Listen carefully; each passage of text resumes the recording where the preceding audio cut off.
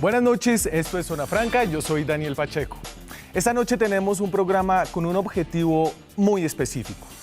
Si usted ve este programa y pone atención, le garantizo que no será uno de los casi 2 millones de colombianos que anulan sus votos en las elecciones para Congreso cada 4 años. Y es que la democracia colombiana es profundamente antidemocrática. Y no lo digo solamente por la corrupción, por el clientelismo, por la falta de asistencia o control político. La democracia parlamentaria en Colombia es sobre todo profundamente antidemocrática porque es muy difícil de entender. Comenzando por el tarjetón. Esta será la sábana para votar en Senado, y esta la sabanita para votar en Cámara, que recibirán los colombianos el próximo 11 de marzo. Recuerden que para votar en las consultas de derecha o de izquierda hay que pedir el tarjetón, y recuerden que solo pueden votar una de esas dos consultas. Recuerden también que es falso el rumor que circula sobre la consulta anticorrupción. No hay consulta anticorrupción el próximo domingo. Pero el domingo, si todo sucede como sucedió hace 4 años, aproximadamente el 10% de los colombianos que introduzcan en la urna sus votos lo van a anular. Peor aún, otro 5% de los votos serán votos no marcados.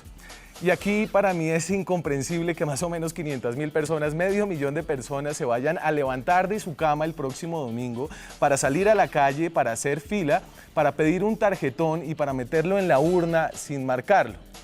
Pero esta es la realidad. Las elecciones pasadas hubo cerca de medio millón de votos sin marcar, y sumados a los más o menos 1.100.000 votos nulos, en total hubo más de 1.600.000 votos que no fueron válidos. Votos suficientes para elegir a 3 bancadas de más o menos 5 congresistas cada uno, el equivalente a los votos del Partido Opción Ciudadana, del Polo Democrático y del Partido Verde. Pero además de votos nulos, de tarjetones proclives al error, en la democracia parlamentaria colombiana hay umbrales, hay cifras repartidoras, listas abiertas, listas cerradas, circunscripciones nacionales afro, circunscripciones nacionales indígenas y ahora curules mínimas para el partido de la FARC. Esta noche desenredamos todo esto en un intento por hacer más democrática esta democracia. Aquí arranca Zona Franca.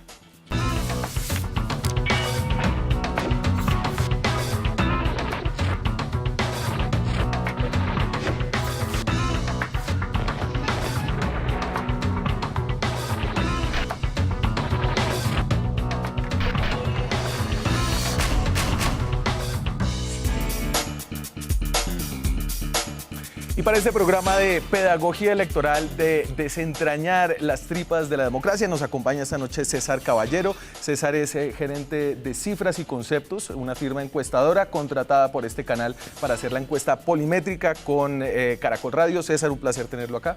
Daniel, buenas noches, Francisco. Y también hablamos ahorita de su pronóstico de Senado de la República, un ejercicio arriesgado.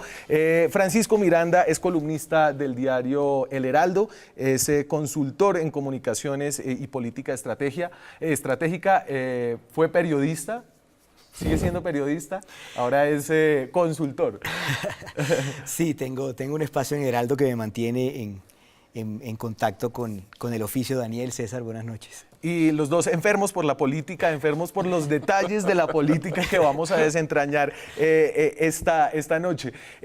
Yo quiero arrancar simplemente con un video que estaba circulando en internet que me parece muy apropiado para sentar lo que será el tono de este programa, un tono que ojalá los impulse a ustedes a votar.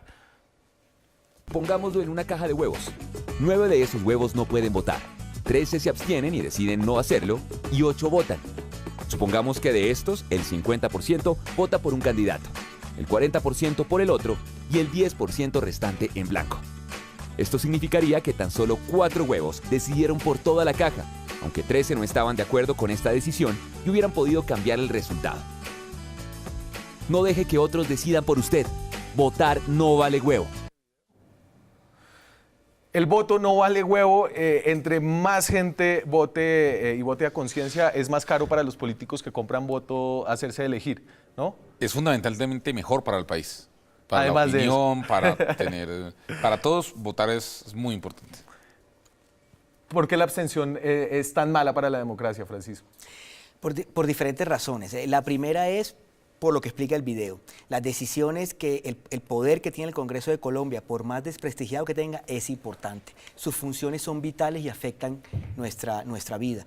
El presidente, los alcaldes, sus funciones, sus decisiones afectan todos los aspectos de nuestra vida. Inclusive afectan si vivimos en paz, si no vivimos en paz, afectan si pagamos más o menos impuestos. Tanto los congresistas como los alcaldes, los gobernadores, como el presidente.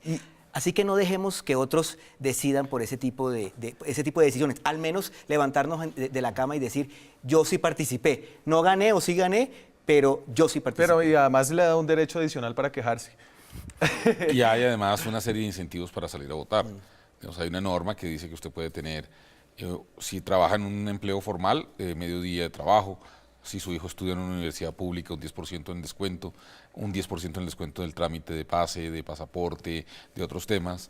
En el CISBEN, para el tema de subsidios, le da un aumento en la escala de elegibilidad. Hay una serie de estímulos también para votar.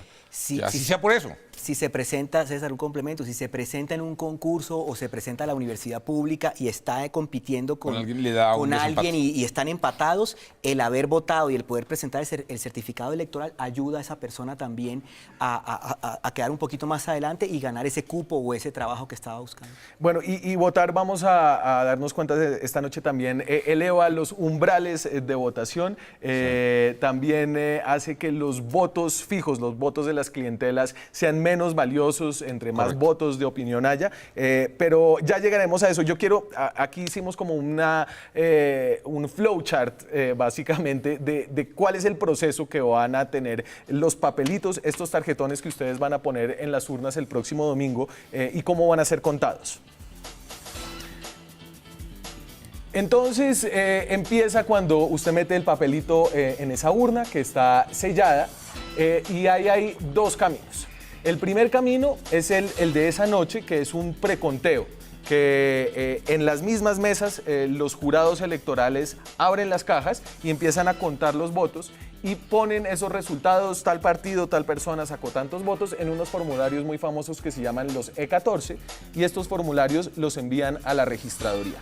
Y esos son los votos que nosotros vamos a empezar a cantar la noche del domingo, ¿cierto? Correcto. Por otro lado, todos esos votos que se cuentan ahí, después se meten en unas bolsas selladas y se envían a las comisiones escrutadoras. Pero una cosa, para que la gente entienda, una copia del E14 se queda dentro de la caja y la otra copia se lleva a un centro de digitalización, se escanea y se pone en la nube. Entonces, eso es lo que permite, por ejemplo, que el partido Mira pudo hacer su demanda porque tenía, digamos, una copia de los documentos, que es muy importante, porque hay dos copias del documento que se separan. Digamos, los jueces son 4, firman y una copia queda dentro de la urna y la otra copia se va a escanear, lo que hace que luego, digamos, todas las discusiones sobre fraude o no, digamos, es muy importante que el país hace un esfuerzo enorme en tratar de que hagamos elecciones. Ese día van a trabajar 100.000 personas para que los colombianos podamos votar. Lo que no significa que no haya abundantes casos de fraudes. Pero el esfuerzo que hace la sociedad colombiana por facilitarle a la gente votar es enorme. Sí, de hecho, cada uno de esos E14 son muy importantes, como lo dice César. Esos E14 tienen que estar firmados por al menos 3 de los jurados de votación. Eso también reduce la posibilidad de que 3 personas se confabulen, que se conocen ahí, que vienen el pool de jurados de votación proviene, digamos, de muchas fuentes y es difícil. Me imagino que en los municipios pequeños no es tan difícil, pero en grandes ciudades es muy difícil que 3 personas se confabulen para generar una... ¿Y si alguien no pone la firma? Tienen que ser mínimo 3. Si no, ese 14 puede ser en un más adelante en el flowchart que vas a seguir. Hay un momento, una instancia en el cual eso por los partidos pueden, no sé si la palabra sea impugnar, pero pueden reclamar, digamos, sobre esa situación. Y entonces volvemos, porque además de esos C14, de lo que recibe la registraduría, luego esos papeles, todos los tarjetones, se mandan a las comisiones escrutadoras que están compuestas por distintos funcionarios públicos, por jueces de la República, por registradores y por miembros del Consejo Nacional Electoral y notarios también. Y esos son los que dan los resultados finalmente oficiales, ¿cierto? Sí, ahí lo que sucede es que en las ciudades, eso ocurre desde el martes, se reúnen estos funcionarios. Si no hay ningún problema en que todos los E14 y estos temas estén bien y ningún delegado de los candidatos contesta digamos, el resultado, la caja no se abre y se declara que el preconteo es como el valor que se va a tener. Normalmente en las elecciones a Congreso se abren muchas urnas, casi que yo diría que todas, y se vuelve a contar, y se vuelve a mirar, voto a voto. Por eso las campañas políticas... No termina el domingo. Exactamente, y muchas de las campañas políticas, especialmente las más organizadas, entrenan y buscan voluntarios que se encuentran en los puestos, que los distribuyen por los puestos de votación y las áreas geográficas donde ellos consideran que van a tener muchos votos para cuidar sus votos, para estar presentes en esos ejercicios. Es una expresión muy electoral, la de cuidar sus votos. Para tener una vigilancia, es exactamente lo que dice César. Si no se genera ningún tipo de contestación o de problema con una caja, esa caja sigue sellada hasta el final y llega a la otra instancia del escrutinio. ¿Y aquí dónde se roban estos votos? En este proceso, ¿dónde son los puntos más débiles? Ahí ocurre una cosa, de pronto usted va a ver que en Belén de Bajira siempre contestan y siempre aparecen más votos de los que contean, de los que cuentan. Porque como hay muy poquitos, o sea, digamos, las personas que van a hacer, dije un nombre al azar, pero las personas que van a hacer la maldad escogen puestos de votación donde normalmente hay muy poquitos votos, donde los candidatos no mandan delegados. Y entonces de pronto contestan, abren y allá cambian. Y es donde aparecen y se desaparecen unos votos, donde los candidatos no tengan la suficiente estructura para cuidar sus votos, pueden desaparecer votos pueden desaparecer votos. El volumen de eso no es muy grande, pero cuando usted la curul la define en 1000 votos o 500 votos, eso es determinante. Yo en esto quiero ser claro, eso en los 13.900.000 votos que pueden haber, no creo que superen los 200.000 votos, esto que estoy explicando. Claro, pero eso pone o quita... Pero eso puede quitar 1 o 2 senadores, los últimos en la lista, y recuerde que los peores enemigos de los políticos en una lista son los de su propia lista. Claro, y ahorita vamos para allá. A ver, la torta electoral. ¿Qué pasa con todos los votos? Hay unos votos que son nulos, que no cuentan, están los votos en blanco, están los votos sin marcar, están los votos correctos de la lista y el número total de votos válidos es importante para calcular lo que después vamos a explicar que es un umbral. Pero entonces esta es más o menos la torta de los votos. Entonces, en Colombia, como les decía al principio, esto es de las elecciones del 2014, entonces hubo 14,3 millones de votos, más o menos. De todos esos votos, solamente 11,6 millones de votos fueron válidos. Estos son los votos bien marcados por una lista y por un candidato o los votos en blanco. Los otros 2,2 millones de votos fueron votos nulos o votos no marcados, es decir, cerca del 15% de los votos, lo que yo decía que daba para poner las listas del Polo, de Opción Ciudadana y del Partido Verde. ¿Por qué hay tantos votos nulos en esta democracia? Y que si quiere le paso el tarjetón. Sí, por diferentes razones. El primero, porque por falta de pedagogía electoral. Muchas personas todavía no saben cómo votar. El diseño del tarjetón además no ayuda por la cantidad de votos y por los diferentes logos. No hay una claridad sobre cuánto tengo que marcar, qué X tengo que marcar. Las personas llegan recordando un nombre, pero de pronto no recuerdan un partido o recuerdan un partido el número. Y marcan diferente el número. Entonces hay errores, digamos, humanos. Hay errores pedagógicos, quiere decir que la gente no sabe cómo marcar bien, marca diferente. Hay errores que también son de diseño. La registraduría pues tiene, digamos, dificultades también en diseñar tarjetones confusos, Daniel. Y también por los incentivos que mencionaba César, pues obviamente hay personas que se ven motivados por esos incentivos, la verdad es que no tienen una decisión política clara, llegan al tarjetón y simplemente hacen así, lo depositan, sin generar ninguna marca sobre Esos él. eran los votos no marcados que yo Esos decía, son los votos no marcados. ¿Por qué? Y usted me daba ahorita, antes de que empezáramos el programa, una explicación sensata. Sí, dada la ley de incentivos electorales, que es una ley, en mi opinión, que es generosa y ayuda a las personas y motiva a las personas a votar, y seguramente muchas personas lo hacen por eso y votan al final, también es usada por los ciudadanos para presentar el voto sin marcar, no tienen ninguna intención política, pero el certificado electoral que la mesa de votación le provee a esa persona, le sirve a esa persona para aprovechar sus beneficios. Yo sobre eso, nosotros hacemos una encuesta postelectoral. que la hemos hecho varias veces en esta alianza y ahora al final de este proceso electoral la haremos. Nosotros hemos encontrado que hay unas personas que anulan su voto porque quieren hacerlo. O sea, también hay un porcentaje de personas que sienten que su manera de expresarle al sistema, que no están de acuerdo con el sistema, es ir, votar y rayar y dañarlo. Digamos, yo quiero señalar, no todos los votos nulos son por gente que no entendió. Hay gente que sí entiende, pero su decisión es dañarlo. Sí. De acuerdo. Y nosotros lo hemos encontrado en la encuesta por ese electoral, que hay personas que dicen, no, yo sí entiendo cómo hay que votar, lo que pasa es que quiero dañarlo, porque es mi manera de protestar frente al sistema. Bueno, a ver, yo voy Sí, a escribe votar para el sobre Senado. él, Deme Dañan los billetes, sobre plata, dañamos los billetes. Pacho, deme un número de 1 a 17. 15.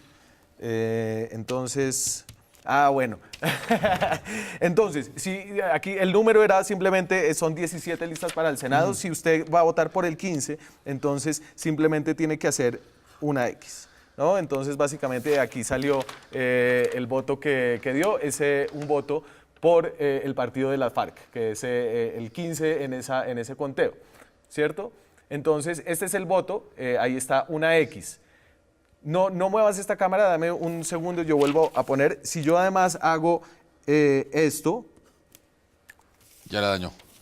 todavía no la ha dañado, No. todavía no ha anulado el voto, ¿cierto? Le hice una carita triste. No, creo que sí. Si yo hago esto, Sí, ya, sí lo pero hago. simplemente estoy marcando dentro del mismo... No, pero porque no es lista de voto preferente. Es claro, lista pero cerrada. no, a ver, aquí usted puede, se marca, lo que dijo el registrador es que usted puede marcar en cualquier espacio, Dentro en el del espacio tema dentro del blanco. partido. Pero si, por ejemplo, yo Pero fuera mejor a que no lo votar, hagan. también, si yo fuera, por ejemplo, a votar por otro partido y además hago aquí algo así similar, entonces, si un miembro del Centro Democrático, por ejemplo, vota por el logo del Partido del Centro Democrático sin votar un número, eso es totalmente válido, pero además escribe en el espacio de las FARC algo como HP, ese voto se anula. Ese voto se anula porque el tarjetón debe tener solo una marcado en un partido. Debe mostrar la intención clara del ciudadano de Para un solo apoyar partido. un solo partido y en el caso de las listas que son preferentes, el partido Y el número. y el número del candidato para que ese voto llegue a la casilla o a la suma que ese candidato en particular, el número 1, el número 2, el número 3. Y si yo quisiera también votar por estos logos tan llamativos que hay de este lado del tarjetón de cámara, que es la circunscripción de Cámara de Comunidades Afrodescendientes, yo no puedo votar por los dos. Tiene que mostrar la intención solo de un partido para votar. Entonces, no importa, la cuestión, Daniel, no son ni los insultos ni las frases de apoyo no, es que al usted marcar dos partidos, automáticamente el Anula el jurado voto. de votación no puede discernir cuál es la intención real. Usted marcó dos partidos, debe marcar un solo partido. De hecho, muchas veces usted puede marcar a la lista y de pronto no marcar a ninguna de las personas que se encuentran Sí. con números. Hay una posibilidad ahí, esos son unos votos que suman al total de la lista, pero no llegan a ningún candidato. Ya creo que más adelante Sí, vamos vamos para allá. Pero, entonces, antes de llegar digamos, a cómo funciona la lista abierta y la lista cerrada, para las distintas circunscripciones, que son áreas geográficas definidas por el grupo de colegiados que usted quiere elegir, en el caso de la Cámara de Representantes son los departamentos de Colombia, en el caso del Senado es una circunscripción nacional, entonces es todo Colombia, hay unos umbrales mínimos que tienen que sacar los partidos. Y aquí hay dos formas de determinar los umbrales, según si son de Cámara de Representantes o de Senado de la República. Entonces, esto sí, esa fórmula sí. En el Senado, entonces, acuérdense de los votos válidos, que eran como el 85% de los votos que se ponen, incluyendo los votos en blanco, para que una lista pueda entrar al Senado, tiene que sacar el 3% de los votos válidos, que en el caso del 2014 fue de más o menos 350.000 votos. Ese es como el cover, el derecho de acceso. Sin eso usted no tiene senados. En la Cámara de Representantes el umbral se calcula por el número de votos válidos el número de curules a repartir, es decir, cada departamento tiene un número distinto de curules. Bogotá tiene, por ejemplo, 18, San Andrés y Providencia solamente tienen 2. Esa división divide 2. Y eso le da el umbral de las listas de Cámara de Representantes, que en el caso de Bogotá son, por ejemplo, ¿cuánto? No sé. Serían, Ese cálculo No recuerdo el umbral de Bogotá particularmente, pero cabe aclarar también ahí... Debe estar por encima de 50.000. Sí, por encima de 50.000 votos para toda la lista. Cabe aclarar que también en la lista de Cámara se encuentran otras circunscripciones que no son territoriales, que son precisamente estos logos llamativos que tú hablabas al otro lado. Estas son listas definidas por la Constitución Nacional para la representación política de comunidades étnicas.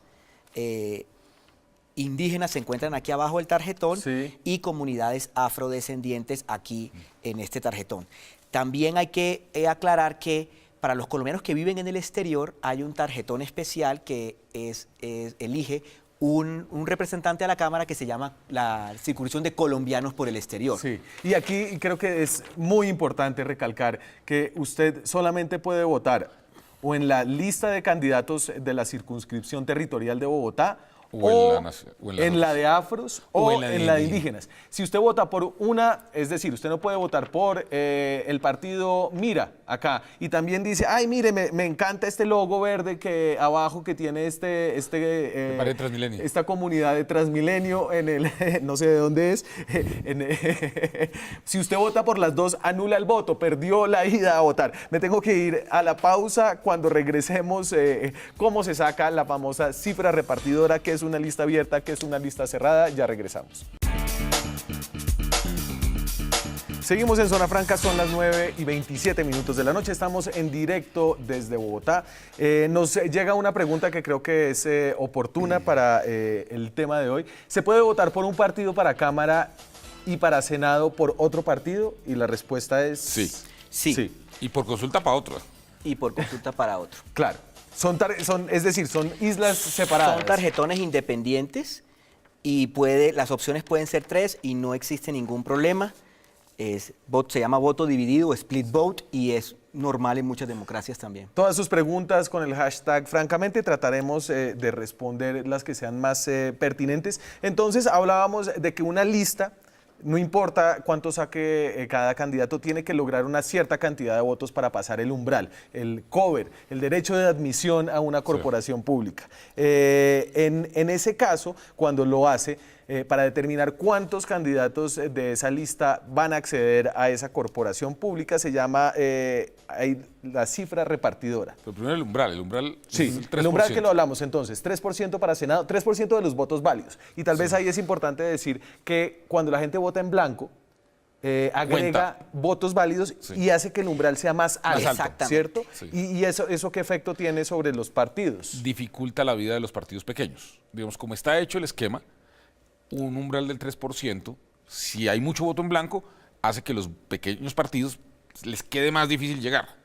Nosotros estamos calculando el umbral en 417.000 votos. 417.000 votos. Es decir, el voto en blanco, con su ideal de voto protesta, termina trabajando de una forma para los distinta, partidos grandes, ¿no? Claro, el voto en blanco que para muchos ciudadanos puede ser la protesta contra la política tradicional que desarrollan los partidos mayoritarios y grandes. Les ayuda a ellos. Les ayuda a los partidos mayoritarios y grandes porque el partido pequeño, que normalmente está fuera de la coalición de gobierno, hace protesta, hace control político, proviene de tendencias minoritarias del espectro político, le toca luchar más porque el numerador Aumenta. Claro, es decir, un voto en blanco es un voto que le ayuda a las listas mayoritarias que van a ser la del Centro Democrático, la de Cambio Radical, la del Partido Liberal, la del Partido Conservador y vamos a ver la del Partido del Agua, ¿cierto? Eso Votar en blanco le ayuda a esos 5 partidos. Sí.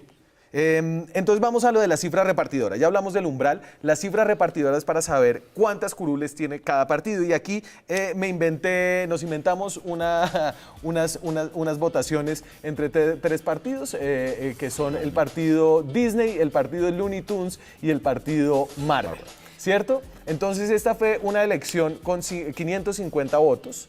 En total hubo para listas o partidos 470 votos, votos en blanco 30 y votos nulos 50. El umbral Es el 3%. esta es como una lista de cámara, entonces como son 5 curules, Sí, ya. son los más o menos 470 votos dividido 5, dividido 2. Entonces eso me da el umbral de 50 votos que tiene en este partido. Entonces lo que hacen para definir la cifra repartidora son poner las listas en orden ascendente a descendente. Entonces Disney sacó 140 votos, Looney Tunes 130 votos, Marvel 100 votos. Lo primero ahí, Daniel, perdona que te Sí. interrumpa. Las tres listas, Disney, Looney Tunes y Marvel, como sacaron más de 50 votos, Tienen entonces umbral. Claro, tienen umbral. cruzan el umbral, entonces cruzan el cover y ya podemos generar asignaciones a ellas. Ya van a tener escaños. Supongamos que en ese juego Bad Robot, por tener Sí. otra marca, tuvo 90 votos, o no, 40 votos. 40 votos. Con esos 40 votos no logra el umbral. Exactamente.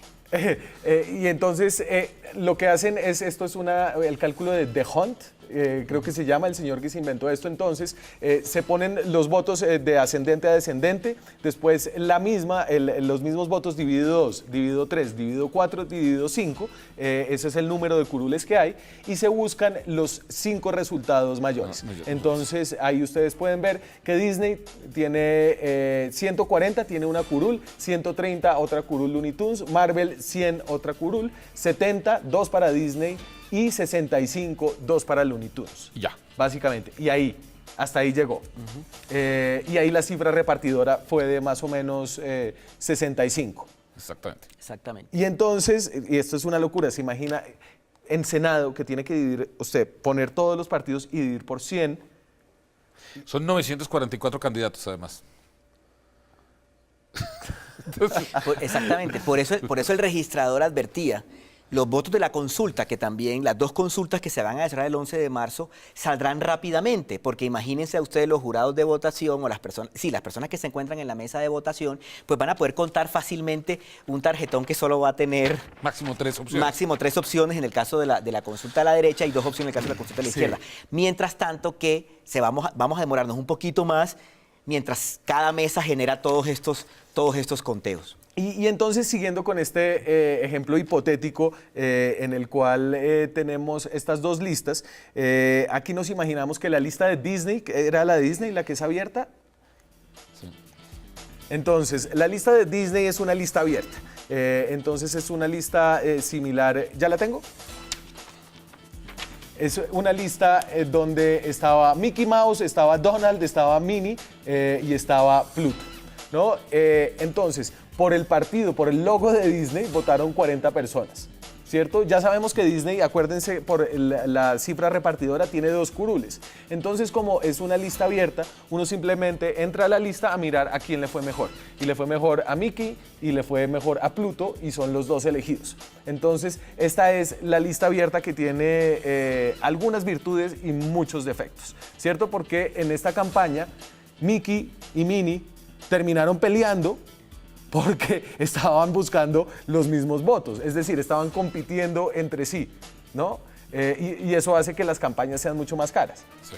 Claro, y por ejemplo, los 40 votos que tuvo el logo de Disney, pues también se pueden equiparar mucho a algunos de los partidos en el tarjetón real en Colombia, donde la gente no conoce al candidato, le suena el partido, llámese de izquierda o de derecha, y vota por el logo, pero al final termina ese voto, al no llegar a nadie, ayudando a cruzar el umbral, pero termina beneficiando a...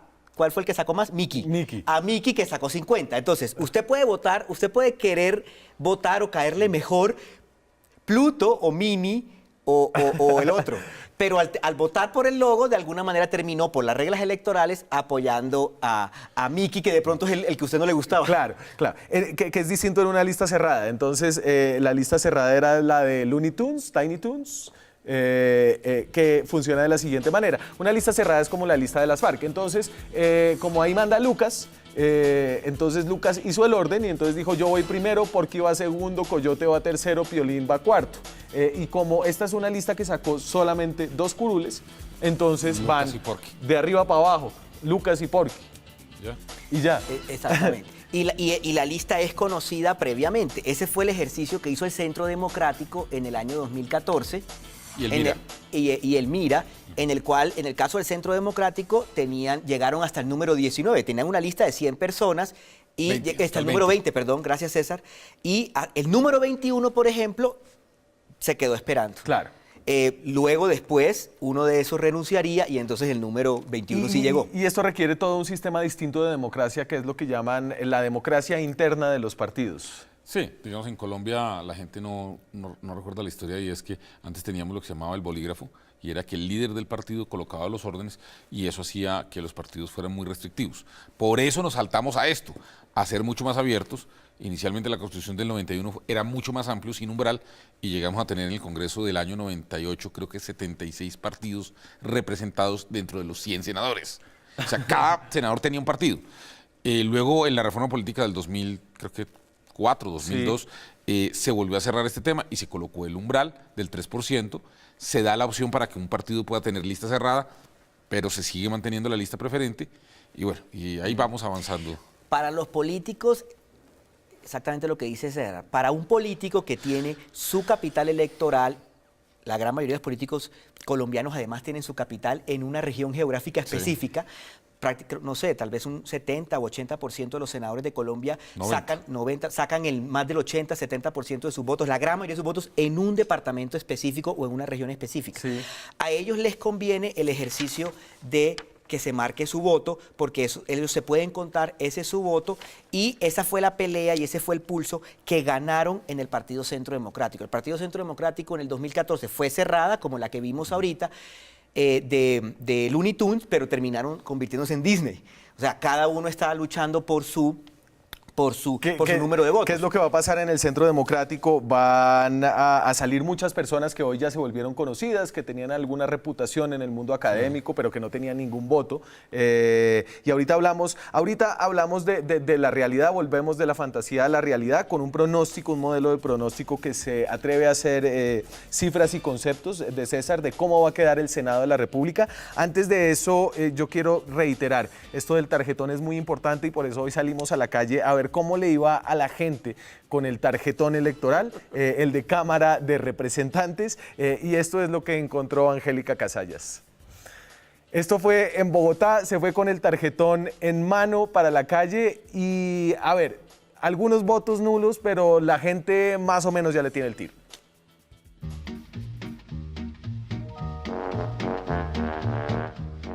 Cada vez estamos más cerca de salir a votar este domingo por los candidatos al Senado, a la Cámara de Representantes y las distintas coaliciones que van a elegir candidato presidencial. Por eso en Zona Franca quisimos salir a la calle a ver qué tan preparada está la gente para votar en el tarjetón, en este caso a la Cámara de Representantes por Bogotá. Este domingo vamos a ver cómo les va.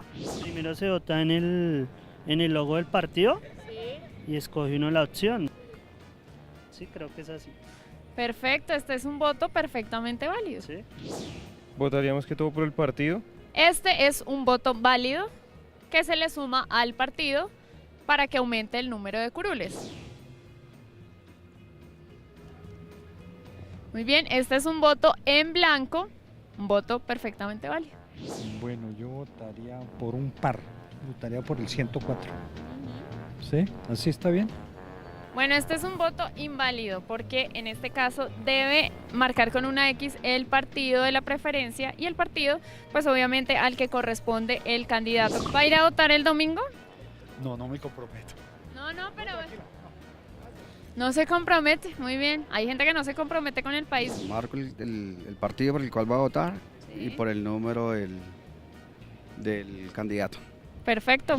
Bueno, creo que uno tiene que tachar creo, hagamos de cuenta que es este. Bueno, este voto es perfectamente válido. Una X en este logotipo. ¿Sí? Este voto también es válido. Tocaría que así. A ver. Este voto obviamente es totalmente inválido porque no marca ningún candidato, ningún partido. Pongamos que este. Ajá. Un ejemplo. Un ejemplo, no se ilusionen los del Partido Conservador. Este voto es perfectamente válido. Pues Daniel, la verdad del Parque de Lourdes nos vamos gratamente sorprendidos porque Mucha gente sabe cómo votar este domingo. Esperemos que eso se vea reflejado en las urnas. Voten, señores, voten por quien quieran, pero voten, por favor, háganle ese favorcito al país. Y ahí me toca corregir, Angélica, antes de irme a comerciales. Si usted solamente marca el número de un partido sin marcar el logo del partido, eso es un voto válido. Vamos a comerciales. Cuando regresemos, los pronósticos, cómo quedará el próximo Congreso. Ya volvemos. Seguimos en Zona Franca esta noche con Pedagogía Electoral. Tenemos muchas preguntas que contestamos a continuación. Entonces, dicen: ¿puedo votar solo por el partido sin que quede anulado el voto? Sí. Puedes solamente votar por partido. Sí, solamente el logo, así sea lista abierta, lista cerrada, solamente, pero solo un logo. Sí. Si en cada tarjetón marco más de uno, ¿se anula? Es que veo 3 títulos. Sí, hay 3 títulos y si marca más de uno, se anula, Nuri. No marque más de uno porque ahí anula su voto. Es decir, aquí volvemos tal vez al tarjetón de Cámara de Representantes. Entonces, si es que es confuso. Es que confuso. en un solo tarjetón estén los 3 títulos, solo puede marcar en uno de los títulos. Aquí hay un título, aquí hay otro título y aquí abajo del logo está el de circunscripción de comunidades indígenas. Solo puede votar por uno. Por uno. Si vota por más de uno, anula su voto, pierde la vida. Daniel, la idea es esta.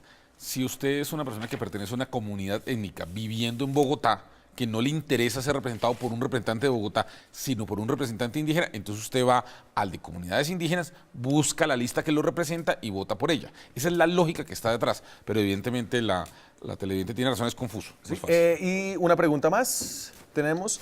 ¿Se pueden pedir las 2 consultas? No. Solo una. Solo una. Porque no incurriría en doble militancia, que es un delito electoral en Colombia. Y tengo la última, que esta es, era una pregunta sobre la consulta anticorrupción. La consulta anticorrupción no ha sido aprobada todavía por el Senado de la República, que tiene que aprobar y validar todas esas firmas que entregaron los del Partido Verde. El domingo no hay consulta anticorrupción. Perfecto, sí, no. ¿Cierto? A ver, los escenarios, ¿qué va a pasar? Ahora bajemos de la teoría y de la fantasía de Disney a la realidad a la manzanilla política. de Cundinamarca. Entonces, César, usted hizo un modelo de pronóstico del Senado de la República, que es una tarea bastante, es decir, es un reto muy grande porque aquí ni ellos saben qué va a pasar. ¿Y cómo hizo usted esto? Mire, lo primero es, esto no es una encuesta. Las encuestas no sirven para predecir el futuro ni para pronosticar. Pero los modelos de pronóstico, que fue lo que nosotros construimos, se alimenta de varias fuentes. Uno, el histórico de los 944 candidatos que hay hoy inscritos, cerca de 450 ya se han presentado a alguna elección entre el 2010 y hoy. Entonces nosotros tenemos esos datos, son públicos y sabemos cuántos votos sacaron. Sabemos que 143 aspirantes a Senado hace 4 años están repitiendo hoy. Y sabemos que 69 de los actuales senadores repiten. Entonces con eso podemos construir lo que llamamos el histórico. Segundo, nosotros hicimos una encuesta para tener unos elementos de juicio sobre opinión. Hicimos, tercero, entrevistas a líderes políticos para ver ellos cómo están viendo el tema. Y cuarto, tomamos el tema de redes, fundamentalmente el tema de Facebook. Yo cada vez, digamos, creo que lo de Twitter tiene más problemas para este tipo de ejercicios. Con eso armamos 2 grandes columnas, una de opinión y una de estructura. Y al final, con eso armamos una sola. Nosotros estimamos que hay cerca de 200 candidatos que van a tener un número importante de votos. Y de esos hay más o menos 140 que están disputando realmente las 100 curules. Nosotros hemos dado 2 listados, uno de 70 que tienen alta probabilidad de ser elegidos y uno de 50 que van a disputar las últimas 30 curules. Y eso es lo que usted tiene ahora en sus manos. Y me queda una pausa, ¿cierto? Entonces, antes de revelar los pronósticos, vamos a comerciales. Cuando volvamos, esto tiene un poquito de juego, lo que usted pronostica, hay unos rangos. Vamos a hacer 2 escenarios. ¿Cómo sería un congreso dentro de este modelo de pronóstico más tirado a la derecha? ¿Y cómo sería un congreso dentro de este modelo de pronóstico más tirado a la izquierda? Ya regresamos. Seguimos en Zona Franca, hablábamos del pronóstico que hace Cifras y Conceptos, que además de dar un rango, recalcaban aquí durante la pausa, tiene una virtud adicional y es que da los nombres, 70 nombres de personas que tienen alta probabilidad de estar en el Senado de la República y otros 50 nombres que tienen buena probabilidad. Es Sí. decir, que podrían. Esto lo pueden encontrar en la página de Cifras y Conceptos, también está en la página de Red Más, el canal Red Más, Y de Caracol. redmas.com.co y de Caracol Radio. Pero entonces, para jugar más o menos como cómo puede ser la composición del Congreso y no entrar a los nombres, ahorita de pronto nos alcanza el tiempo. Entre estos rangos hay uno que se tira más a la derecha y otro más a la izquierda, y así lo hicimos nosotros para ver y tratar de imaginar cómo podría ser el próximo Senado de Colombia y cómo podría ser una bancada mayoritaria. Esta es la de derecha. Entonces, escenario de derecha, listo. Entonces, en este liberal tiene 15 curules, el conservador 16, el Centro Democrático 22, Cambio Radical 18, Alianza Verde pasa con 4, el Polo pasa con 4, Opción Ciudadana pasa con 4 y el Partido de la U tiene 17. En este escenario, si juntamos el Partido Conservador, el Centro Democrático y Cambio Radical, ahí hay 56 curules.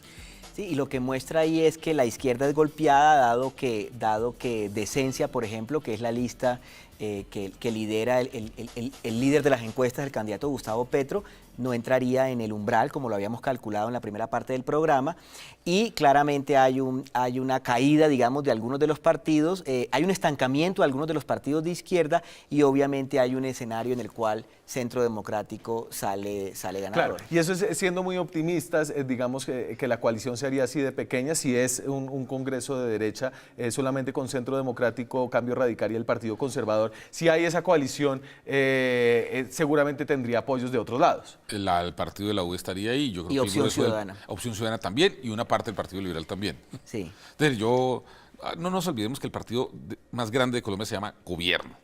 Y no ha habido un solo presidente de Colombia que yo recuerde que no haya logrado armar una coalición mayoritaria de Congreso. O sea, eso no nos ha pasado. No hay, ¿no? No, No, hay no, un, no ha pasado. un gobierno que haya gobernado en contra de su Congreso. No. Recuerda que Uribe, por ejemplo, que fue electo por firmas, pero el partido de él era el de Mario Uribe, Alas. Colombia Democrática. Colombia Democrática, y solo sacaron 6 senadores. Pero tan pronto se posesionó, llamó a Cambio Radical, a los conservadores, a los libres, y ya armó una coalición grande. Recordemos en los 90 Andrés Pastrana. Andrés Pastrana no tenía un congreso que de su partido y de la gente cercana a él, conservadora, no tenía los 50. Pero al ganar hubo movimientos La de nueva liberales. Fuerza Democrática tuvo, no sé, 12, 14 senadores o 19 tal vez. Se mueven hacia la... Y eso sucede a nivel del gobierno, pero sucede en Bogotá, en Medellín, o sea, El sucede... partido más grande se llama Gobierno. ¿Y qué pasaría si, digamos que llevamos este rango hacia la izquierda y tienen, digamos, dentro de lo que se calcula un mejor desempeño los partidos de centro, izquierda, de izquierda? Así se vería el Congreso. Entonces ahí entraría el liberal con 16, conservador con 16, Centro Democrático con 17, Cambio Radical con 14, Alianza Verde con 8, el Polo con 6, entrarían Decentes, entraría Mira y entraría el Partido de la U con 15. Si uno se imagina, digamos, aquí una coalición entre, digamos, el Partido de la U que está con el gobierno Santos, es amigo de la paz hoy, al menos, que hace una coalición con el Partido Liberal, con Polo, con Decentes, con Mira y con Alianza Verde, a mí me daban 52, una mayoría de 53, perdón. De 53. Pero los sería. conservadores estarían en esa coalición también. Han estado en todas las coaliciones. El Partido Conservador ha estado en todas las coaliciones de gobierno desde el presidente Gaviria. En todas. Sí, digamos, en Colombia no es como funciona un poco la democracia parlamentaria europea, donde verdaderamente ese número mágico del 50% de las curules manda enseguida a los demás partidos. Miren lo que está sucediendo en Alemania en estos momentos. O en Estados Unidos. O en Estados Unidos, no. En Colombia hay una acomodación, que eso ayuda en cierto momento a la posibilidad de que el gobierno pueda tener 1 o 2 años en el Congreso para pasar sus reformas. Recuerden Sí. ese famoso dicho, el primer año es del gobierno, el segundo año es del Congreso, el tercer año es repartido y el cuarto año es de nadie. Como este. A ver, César, de los nombres que yo tengo acá, la lista del Centro Democrático. Esa es una lista interesante porque es una lista donde nadie sabe muy bien qué va a pasar porque hay mucha gente sin antecedentes electorales. Entonces, esto es un orden alfabético. Sí. Tengo Álvaro Uribe Vélez, Amanda Rocío González, Ciro Alejandro Ramírez, Daniel Alberto Cabrales, repitiendo. Él está en Cámara, Ciro Ramírez y Cabrales están en Cámara y Hacienda en el Senado. Fernando Araujo. También lo mismo, es Jaime Amin. Jaime Amin es senador actual por el Atlántico. Se reelige. María del Rosario Guerra se Senadora y reelige. se reelige. María Fernanda Cabal sube de la Cámara al Senado, dice Caballero. Nicolás Pérez, este podría ser una de las votaciones sorpresivas. Nadie lo conoce, es el sobrino No, lo conoce de el Luis gobernador de Antioquia. El Luis Pérez lo conoce. Con eso que lo conozca el tío. Pues, ¿Pero Luis y el Pérez tío, no es de Cambio Radical? se inscribió como liberal. Entiendo que él se inscribió como liberal, gobierna con Cambio Radical y se proyecta hacia el Centro Democrático. Es flexible. Paloma Valencia, sí. Paola Andrea Holguín. Senadora también. Pierre Eugenio García. Él es representante de la Cámara del Tolima, es el hijo de Carlos García y aspira a saltar de Cámara a Senado. Ruby Elena Chagui. Ella está en Córdoba, creo que tiene una votación muy importante en CRT. Tiene muchas vallas. Tiene muchas vallas. Santiago Valencia, hijo de Valencia Cosio. Sí, Fabio Valencia. Jenny Esperanza Rosso. Ella es la hija del alcalde de Mosquera de las Zonas Francas. ¿Se acuerdan de las Zonas Francas de Tomás? No de esta zona franca, sino de la de Tomás. Exactamente. Ella es la hija de él y tiene un montón de vallas. Y antes de irme, los que quedan en la cuerda floja, tengo aquí a Ernesto Macías, a Ebert Bustamante, a Miguel Enríquez, a José Obdurio Gaviria y digamos que conocidos ya no más. Sí, ellos tienen dificultades. Sí, lo que muestra esas elecciones es que en el Centro Democrático el expresidente Uribe, senador, va a jalar mucho el número de votos, pero que al final aquellos que tienen una estructura previa por familiares, por personas que están ejerciendo el poder actualmente, por maquinarias electorales a las cuales estuvieron vinculados, pues serán los que queden arriba de la lista, como el ejercicio que hicimos la primera parte del programa. Se acabó el programa, señores. ¿A usted le gusta esto de Caballero, Pacho? Sí, el ejercicio de César es muy interesante y valoro además no solo su metodología, sino también que se atreva, pues que ponga su nombre, su firma debajo de un número de personas, de unos nombres de personas que es muy valioso y además lo estaremos pensando mucho. El próximo domingo tenemos transmisión especial de resultados aquí en Red Más. Hace 4 años lo presentamos y de los actuales senadores están 94 de los 100. Perfecto, vamos a ver si le pega y va a ser más difícil en esta. Muchas gracias a ustedes dos, muchas gracias a ustedes. Vayan, voten, no anulen el voto. Nos vemos mañana con más periodismo, con más debate, con más opinión. Chao.